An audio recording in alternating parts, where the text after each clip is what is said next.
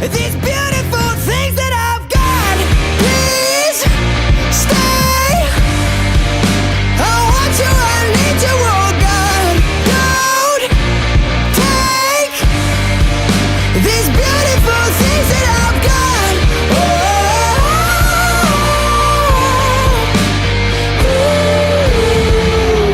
Oh, please don't take.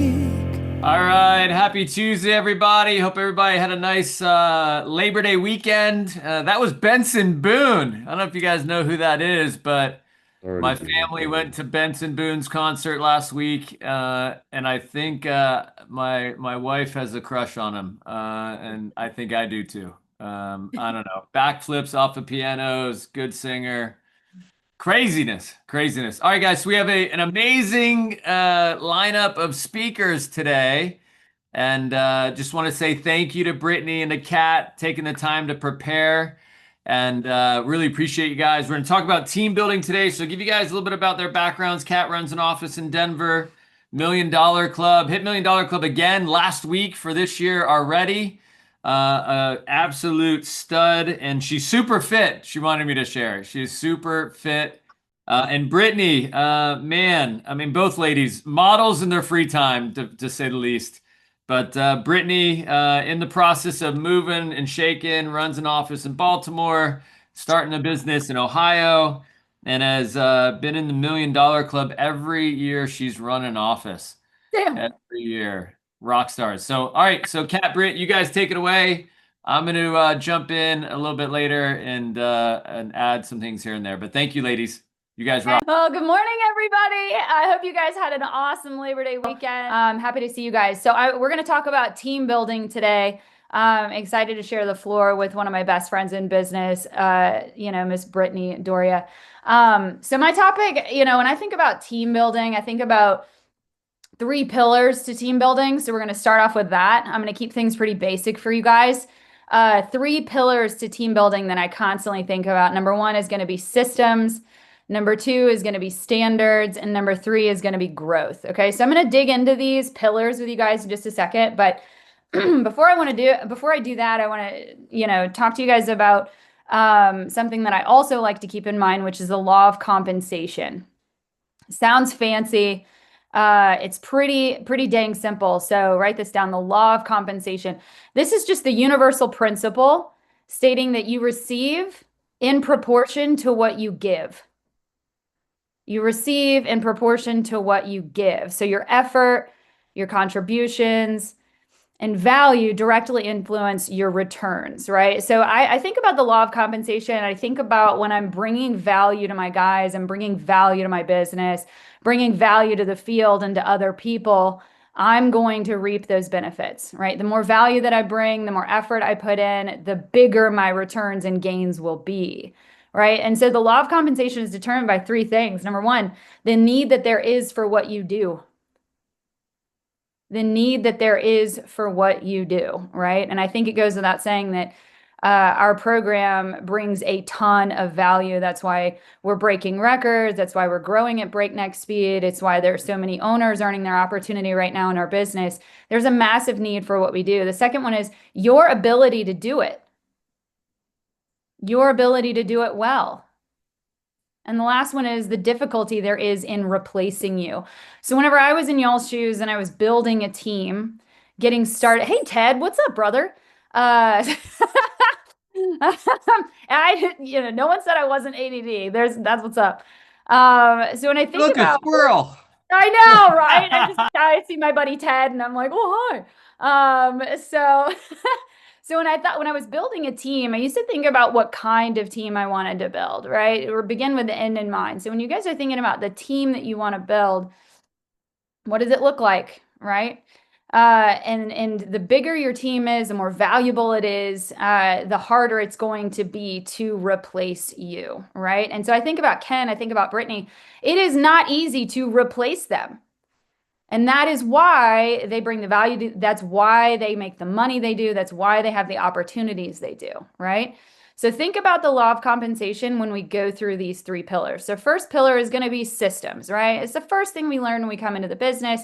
Our systems are very, very basic. They're so simple Most people miss them, right?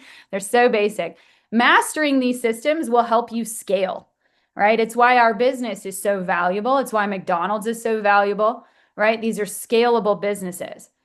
And it's all about effort and attitude. The secret sauce, I love this whenever I have one-on-ones with folks in other offices or guys that are starting to understand their opportunity in my business. They say, what's the secret? How can I grow quickly?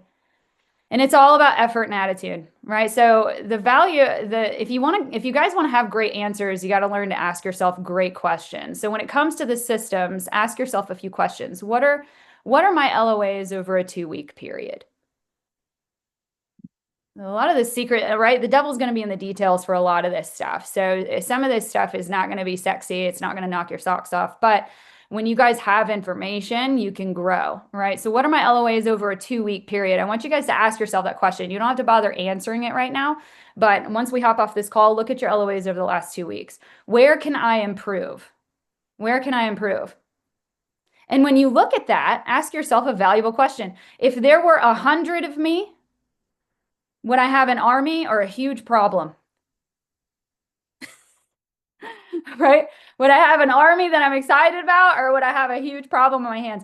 Am I executing on something 100 people can do, or just a select few? Right? So our systems need to remain simple. They need to remain replicable. I need to be able to teach anybody in the office how to do what I do. And I remember when I was going through the field, I was very, very competitive. Really competitive, and I wanted to be number one in the office all of the time. So I developed a lot of finesse and technique in the field. And then I would train people and they would quit because they couldn't do what I do. And my manager told me one day, he said, Kat, I'm so sorry, girl, but nobody wants to be as good as you are at door-to-door sales. Nobody. And I was like, shit. So I had to go back to basics. I had to use my C factors or B factors. I had to stick tight to the right. I had to know how to take control. I'm using door-to-door language right now, but the systems are the same. I had to strip my game down to something that anybody could do and just use the systems to bring in the type of orders, the type of revenue that I wanted. So those are your systems, right? And again, if 100 people are following you, are you going to have an army? Are you going to have a valuable business? Or are you going to have a huge problem on your hands? Right? So the second one is going to be standards. I'm going to try to keep on time. I'm going to wrap this up, Britt. The standards, ask yourself, what are my personal field standards? This was always a hard one for me to answer. What are my personal field standards? What is your average production over the last 4 weeks? And how do I take that from good to great? What are my personal field standards? Because again, your people are just going to do about half of what you do. So if you want them to make $500 a week and, be stressed out about money, then do 1,000. If you want them to be happy, if you want them to be growing, if you want them to experience a good life, then we need to push the envelope a little bit. What are my standards for my habits, my behavior, and my values? What do my routines look like? If someone had my habits, would they become successful? I used to ask myself that question all the time when I was team building. If someone had my habits, the things that I do in private when no one's looking, when no one's clapping, when no one's holding me accountable, would this person become successful? That's when I realized I had to stop staying up till 2 a.m. watching Netflix and drinking nothing but Red Bull and eating pizza. I also had to stop smoking cigarettes. Those were the changes that Kat had to make. I'm just talking about being in the field, right? So if someone had my habits. That's some real talk. That's real. Hey, Kat, the saying is when your days become more important than your nights, you're on your way. Absolutely. 100%, right? So what are my standards for my habits, my behavior, and my values? This will guide you guys to building really high performing teams. Our job is to deliver the highest value to our people. Again, our job is to deliver the highest value to our people. So that's what I think about when I think about standards. It's not just about the field production. It's about who I am, a living example, right? And the last one's going to be growth. This is the vision. This is your culture. You got to remember, happy people are growing people. So I ask myself really valuable questions once again. How am I developing my guys weekly? How am I developing my guys weekly? How am I bringing each individual person on my team value? Right? And so again, I think back to my crew building days, and at one point I gathered a bunch of people around and they really liked spending time with me because I was a good time. But then when push came to shove, they didn't want to be like me, right? I wasn't showing them a growing person. And so I had to be able to reevaluate that. How can people want to be around me because I bring value to their lives, not just because, I'm really fun to hang out with, right? So putting it all together, the growth piece is going to be your destination. The standards and the systems that you use are just the map. It's just the roadmap, right? Standards and systems, that's going to lead you to the destination of growth that you want, right? And so when you tie back in the law of compensation, again, the need that there is for what I do. Let me answer that question. Systems. I'm teaching people a proven sales strategy, right? That will change their lives. And when it comes to standards, I'm teaching people how to hold themselves accountable, how to push themselves, how to reach for more, how to want more, right? How to break records, how to raise the standard and expect more from themselves. And I'm supporting them in their professional growth, right? Is there a need for what I do? If you can answer yes to all of those questions, and get excited about that, then yes, you're providing a tremendous need. And the law of compensation states that you are going to reap the rewards for that. Your ability to do it well. I'm holding myself accountable. I'm always providing the best example possible. I'm always growing as a person. And then again, the difficulty that there is in replacing you. This is a really fun question if you think about it. Is it difficult to replace you? Or can your manager bring in 2 reps to do what you do? Right? I need my manager to bring in 10 reps to do what I do, 15 reps to do what I do, to provide the value, the one-on-one coaching, the experience. So the difficulty there is in replacing you. I have simple plans in place. This is what we need to be able to say to ourselves. I have simple plans in place designed to create growth for others. No one prepares like me, no one performs like me, and nobody cares like me. If you care, it's really hard to replace you. If you provide growth and development to people, it's really hard to replace you. So how am I doing on time? Oh my gosh, 2 minutes. So those are the 3 pillars that I work from, and I plan my week. I plan my week every week, right? So I sit down and I think about it, and I'm like, okay, no one builds a business in their head, right? So step 1, just a piece of advice for you guys, get a freaking planner. Get a planner, guys. Brain dump it out on paper. You cannot build a business solely in your head. You will go crazy. Put it on paper. Hold yourself accountable to the plan. Track your progress. Get feedback, right? Know your KPIs. Know your field standards. Know your standards for others and your recruiting standard. Ask yourself, how can I improve? How can I move forward? Who do I need to get around to learn from? But those are the simple tools that I used as a leader. I got a planner. I started writing things down and tracking my progress. And I realized, damn, if I'm going to build a multi-million-dollar organization, if I'm going to bring this much value, it's not going to happen just up in my head. I have to have plans down on paper so I can track my progress, so I know who to learn from. But that's really what I have for you guys. Those are the 3 pillars that I think about whenever I'm building teams. Love it. Thank you, Kat. And I'll say this, guys. It's plan your attack and attack your plan. Kat, was this something early in your career you did? Like you put things on paper, or what's your DISC profile? I was an I until I got promoted, and then I flipped to a D. Okay. Yeah. It sounds like you have some planning and strategy, right? So CS maybe in there a little bit too. I had 3 things I measured every week as a leader. It was my personal production. I could not fall below that. Come hell or high water, gun to your head type of energy. The second one was how many interviews I was going to earn in a week. The third one was how many days training. And I kept that back to back to back and got promoted to assistant manager in 8 weeks after I started doing that. Love it. Love it. Love it. Great stuff, Kat. All right, Brittany, over to you. So cool. That was awesome. I hope you guys took a bunch of notes because Kat's dropping bars right there.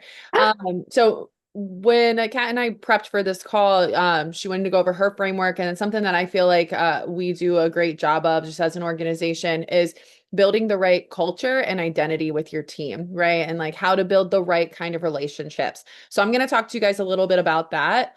I think early on in my crew building, process, something that I struggled with was not necessarily building relationships with people, because I love people, kind of like Kat said, right? I have fun. I like to do things, and, hanging out was never a problem for me, but it was building the right type of relationship that sometimes people can kind of, feel uncomfortable with, especially because we work with a lot of people who are lateral, you know, to us as far as position or as, you know, age range, that kind of stuff. So sometimes feeling like how you step into a leadership role with those people can be tough. You know, I think early on, some people might ask why building relationships outside of the office is important. A lot of times I, you know, have people who are just starting out and they tell me things like, hey, work should be work and personal should be personal, right? I want to keep these separate. That ideology is common for a typical corporate structured position. However, it's very incorrect for our business. So the foundation of our business relies on people having massive goals and support from those that are around them, right? In order to achieve these big goals, they have to have the support with the team. So the concept is really simple. You hear people talk about this all the time, is people do not care how much you know until they know how much you care. Right. So first, I'm just going to break down like why having great relationships is really important on your crew. Reason number one is your life and your career are going to be more fun when you have great relationships with people on your team. Okay. It just will be. Number two is people will stick through tough times, right? Tough times don't last. Tough people do. But they're only going to stick around if they have awesome relationships in the office, if things get tough. Number three is when you take time to get to know an individual, what you learn about them is what motivates them, right? You're going to allow yourself the opportunity to develop that individual better for what they need, because we're in a servant leadership business. It's not about what we need, it's about them. It's about how can I help them get to their next step? And you can't help them get anywhere if you don't know where they're trying to go, right? And then lastly, people on your team will trust you and respect you more if you take the time to get to know them. That is key when you're developing business partners. If you think about what you're really doing right now, you might be working towards building your team to assistant management or ownership or, you know, to consultant. But at the end of the day, you have to look at someone as this could be my future business partner, right? How am I laying the foundation for that relationship? Well, I'm also sitting outside right now at my mom's house, and I think someone's mowing their grass. So if you need me to go inside because you can't hear me, can everyone hear me okay? Okay, perfect. Perfect. Okay, so I have I guess kind of a 6-step like framework for building a team culture or team identity that lasts. All right, so we're gonna kind of go through this so we can respect everyone's time. But the first one would be identity has to come first and then results will come second. So I think when it comes to identity, when you're working on building a team culture, your personal identity has to come first, which is honestly a ton of the stuff that Kat was just talking about. Before you build your team culture, you have to check yours. You know, what am I known for in the office? Would I follow me? Do I set the standard in planning, energy, image, and consistency? Do I set that tone, right? Perception is reality in sales and leadership, and positive or negative, your crew is always going to be a direct reflection of you, right? Good or bad. If something great is going on your team, you're going to look in the mirror and be like, yeah, that's right. I created that. I am that. If something not so great, you created that too. So it's okay, right? But you got to be really honest with yourself about that. When I've had teams where we only focus on numbers, what I find is we burn out, right? A team that only focuses on numbers solely can tend to feel like they're kind of burning the wick from both ends, right? Now, a team that focuses on who they are, that's the type of team that really, really lasts. So you have to identify what your answer to those questions are. Ask yourself or sit down with your crew and say like, hey, what are we known for? What do we want to be known for? What are things that we do that no other team in the office does? We're always extra mile. We dress the sharpest. We're the best looking team in this office. We show up to every single office night. We're the fun people, right? We're the most organized. What is it? It is also really important that you have your values listed out, right? Maybe you guys really value grit, family, resilience. All right. Once your identity is set, Results are simply just going to be a byproduct of that. You got to pick who you're choosing to be, attack that, and then everything else will kind of happen. All right, number 2 is proactive leadership over reactive management. Okay, proactive leadership over reactive management. When you're building a team culture, don't wait for fires to start preventing them. Set clear expectations up front about what you're looking for, and then simply inspect what you expect out of your team. The more you can talk about what you expect, the more the people in your crew are going to understand what they need to rise to. A lot of times I see people nervous to place expectations on people because they do not want to, they don't want them to quit. They're like, oh no, right? They're nervous on how they're going to respond to it. But people are stronger than you give them credit for a lot, right? And you got to give them the opportunity to become that person and rise to that occasion.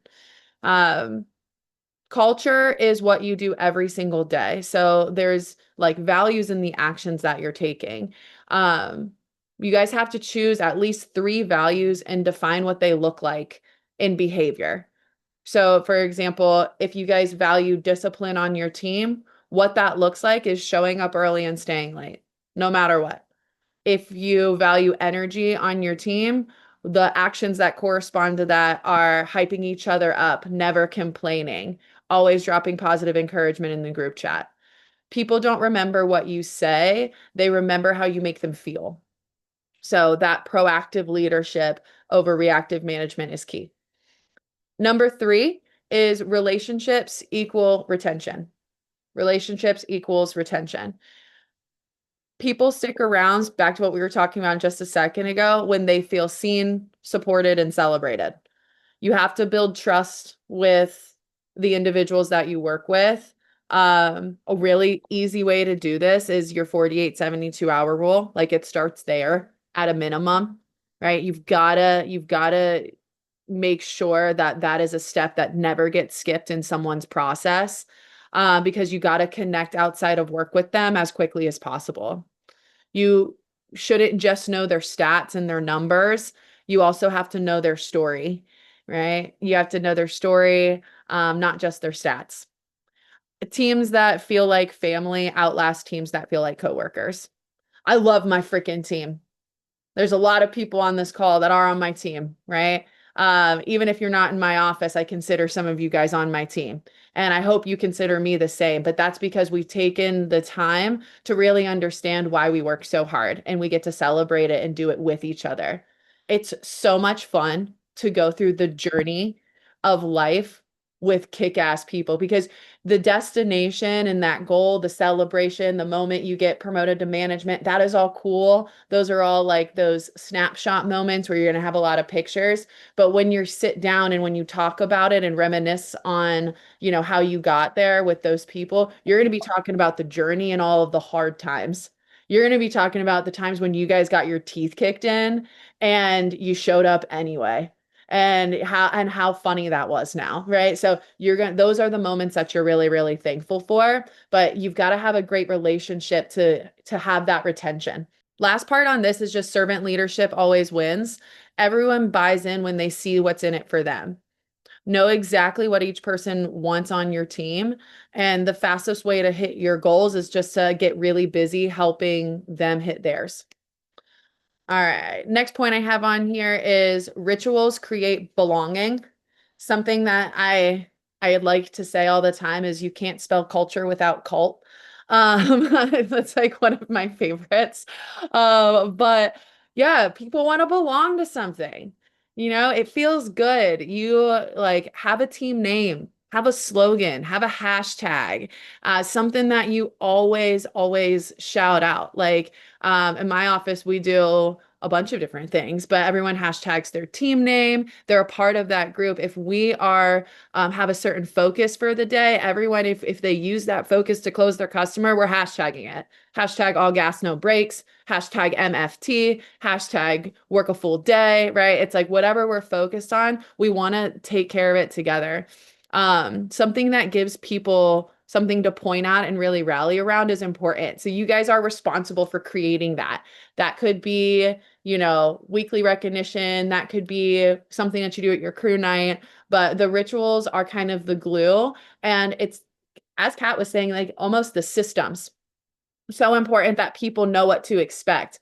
If we all walked into our office every single day and the morning was structured differently day by day and we got out of the office at different times, it would just be a little bit more chaotic and people wouldn't be as consistent. People thrive off of consistency. All right, next one on here is praise in public, coach in private. Praise in public, coach in private. Culture grows by everybody knowing what gets celebrated, right? If first to the field gets celebrated, that's what you're going to see more of. If people who close on the extra mile get celebrated, that's what you're going to see more of. If we only focus out loud in front of the team around the negatives, you're going to get more negatives. It's really, really important to make the milestones, make them really, really big.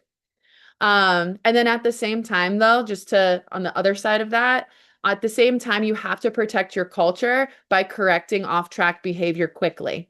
Now, these are quick phone calls, right? As soon as something happens, this might be you pulling someone to the side in atmosphere. This might be you having a conversation with someone after office night. As soon as you see something negative happen, you've got to get after it, but you just don't want to, if it's possible to not call that person out in front of all of their peers, avoid that. Sometimes every once in a while, it might actually be super necessary for you to make an example out of it. But then you got to pull that person to the side after and explain to them why you had to correct them in public. Okay. So there's always some type of private conversation that's coming that you have to address when coaching. Last point on here is leaders set the temperature. Your energy is the thermostat. You are the thermostat, not the thermometer. If you are calm, cool, and consistent, your team will reflect that, right? When you're frantic, if you're negative, or if you're checked out, they're going to mirror that too. Something that stuck with me a long time ago that someone said, I think it was my promoting manager, but I heard him talking to someone and he was like, hey, remember, people on your crew need to want to have your position. People on your team need to want to have your position. So if you're running around here all stressed out and, you've got an AirPod in your ear and you're having coaching calls until 10:30 at night every night, right? They're going to be like, holy shit, that's what I have to do to become an assistant manager? That doesn't look like any fun, right? Remember, like they have to want to be doing what you do. So you need to make it look fun and sexy. You get your first one to the office. Why? Because it's fun and sexy, because you get extra time with your managers. You get to take on more responsibilities. If you're having, if you're going to office night, same thing. You can't be tired and out of it. And, oh yeah, I have to be here. No. You get to be there. You get to set the tone. So people need to want to have your position. The more people that are excited to get where you're at, the faster you get to where you're going. All right. And then one last thing on protecting the energy is always puke uphill, never downhill, never sideways. If you got something to bitch about, talk to your manager, right? Talk to someone who's way ahead of you. Do not talk to your peers about it. Don't talk to other people because they're not going to be able to guide you in the right direction. Cool. That's what I got for you. Love it. Love it. Love it. Kat, anything else you want to add in regards to team building? I have some thoughts on some things. Nice job, you ladies. Amazing. That was great. Great job, Britt. You got me fired up. That's all I got. Back to you, Ken. So I want to say a few things that the ladies kind of sparked in my mind. So first one is about Brittany just said there. We get to have a difference in other people's lives. We don't have to, right? Like team night, mentorship, taking a phone call, helping other people out. Just remember, it's a get to. If you ever feel like you have to, in my mind, you're doing it wrong. I'm so grateful I get a chance to make a difference. I'm so grateful that in return, by me making a massive difference, law of compensation, that my family is taken care of, right? That my business is taken care of, my organization grows. But we get to not have to. The other point is, I think about my son's soccer team that I help coach. This team's called Waza. It's got two guys from Malta that own the club, and they are completely different. They got, these guys got dreads down to the middle of their back. They're playing reggae music and soccer practice. They don't wear shoes. They always walk around in 20-degree weather with no shoes on and walking to the park. And they are their unique selves. But so is the culture of the team, right? So is the culture. They have chants, waza waza woo, huh? And they say it during the team, and the kids say it back. And it's so often, like this past weekend at our tournament we had, that the other team's parents were like, that's so stupid. But we don't care. We don't care. We just beat them up on the soccer field. And we go, we won again, right? So just remember, like, your culture that you're building is unique to you. And it's okay that other people aren't into it. It's okay that other people aren't into the little, I don't know, the chants, the things that get people unified, the things you're going after, right? My kids are 10 and 12 years old, and they have these little things they do, right? But it gets me fired up every time that happens. The other piece is, I heard you say things around culture isn't what people see. Isn't what people say, it's what people see. So when you're recruiting and you're training and you're developing people, you will say things in an interview. You will say things to your team. You will say things to a trainee in the store. Like, we have goals. We work a full day. We're always excited. Hey, we keep our attitude. But the reality is, it's not what you say.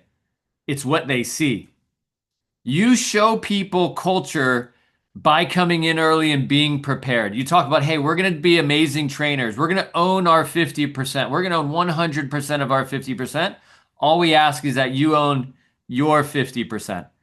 Now, if you're late to training, you're late to one-on-ones, you're not following through on the things you say, then that's what your culture is going to be known for, right? We heard about standards today. We heard about systems, right? Do you talk about them? Do you use them? Do you hold people to standards? I have a board over here that has all our production for the last 2 or 3 weeks of all my leaders in the office. We talk about it every Monday. Hey, if you're off standards X amount of weeks, 3 weeks, there's gonna be conversations about if this is a good fit for you. The pay to play is $700 just to be on the team. $1,000 a week, you get responsibilities to train and mentor people. $850 is to get you promoted. $1,200 a week, you build a crew. Right? It's every week. And the hardest part about that is when someone's been in the business a year or year and a half and they fall below those standards, and the conversations you have to have. Because again, it's not what you say, it's what they see. But those standards are going to determine. I tell everybody that board drives my business. I don't mess with it. It tells me what I have to do. Although I don't like having those conversations, it tells me what I have to do. And then last thing I want to reiterate is getting really good at your own authenticity, but understanding how the more aware you are about yourself is the more aware you're going to become about helping others. So if you have a good ability and you take time to fill your own cup, take time to feel good inside, then it's a lot easier to take time to recognize progress. It's a lot easier to see somebody as maybe you remember a conversation you had a month or two ago about, something that's important to someone on your team. And then your heart's centered, and then you're able to make a phone call because you remember, or maybe you jot things down. But the more aware you are about yourself, the more you can point out the progress. And when people get their tires pumped because you notice something that they were really working hard for, that will get, again, more buy-in of you as a leader and you and your culture.